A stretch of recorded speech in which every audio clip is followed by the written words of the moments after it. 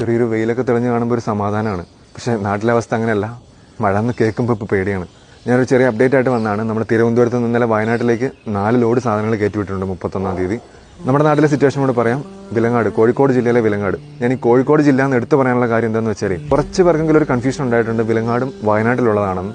അല്ല, വയനാട്ടിലല്ല, കോഴിക്കോട് ജില്ലയിലെ വടകര നാദാപുരത്തിനൊക്കെ അടുത്തുള്ള സ്ഥലമാണ്. അവിടെയും സിറ്റുവേഷൻ അതിഭീകരമാണ് കേട്ടോ. ഈ വയനാടുണ്ടായ അതേ ഭീകരമായ അന്തരീക്ഷം തന്നെയാണ് വിലങ്ങാട് ഉണ്ടായിട്ടുള്ളത്. ആകെ വ്യത്യാസം എന്താണെന്ന് വെച്ചാൽ മിനിറ്റുകൾക്ക് മുമ്പ് ഈ ആൾക്കാരെയൊക്കെ കുറച്ചുപേരെങ്കിലും മാറ്റി താമസിപ്പിക്കാൻ പറ്റി. അതുകൊണ്ട് ഒരു 100ഓളം ജീവനുകൾ രക്ഷിക്കാൻ പറ്റി. പക്ഷേ ഈ മാറ്റി താമസിപ്പിച്ചവരൊക്കെ ഒന്ന് പുറകോട്ട് നോക്കുമ്പോൾ അവർക്കിപ്പോൾ ഒന്നുമില്ല. ഉണ്ടായിരുന്ന വീട്, സ്ഥലങ്ങൾ, സാധനങ്ങളെല്ലാം നഷ്ടപ്പെട്ടു. എന്താ ചെയ്യേണ്ടതെന്ന് അറിയത്തില്ലാതെ മുകളിലോട്ട് നോക്കി നിൽക്കുക. സത്യം പറഞ്ഞു, ഞാനിപ്പോൾ ഇങ്ങനെ ഒരു വീഡിയോ ചെയ്യാനുള്ള കാര്യം എന്താണെന്ന് വെച്ചാൽ ഈ കോഴിക്കോട് ജില്ലയിലെ വിലങ്ങാടിന് ആവശ്യമായ മീഡിയ അറ്റൻഷനോ ഒരു ശ്രദ്ധയോ കിട്ടുന്നില്ല എന്നൊരു തോന്നലുണ്ടായി. ഒരു പേടിയുണ്ട് സത്യം പറഞ്ഞു. കാര്യം വിലങ്ങാടേക്ക് എത്താനുള്ള പ്രധാനപ്പെട്ട പാലം ഉൾപ്പെടെ 5ഓളം പാലങ്ങൾ പൂർണ്ണമായിട്ട് നശിച്ചു. 12ഓളം വീടുകൾ പൂർണ്ണമായിട്ട് നശിച്ചിരിക്കുകയാണ്. റോഡുകളില്ല, സ്ഥലങ്ങൾ പോയി, വിലങ്ങാട് ടൗൺ തന്നെ കുറേ പോയി. അപ്പോൾ ഈ സിറ്റുവേഷനൊന്നും ആരും അറിയുന്നില്ലാത്ത പോലൊരു തോന്നൽ.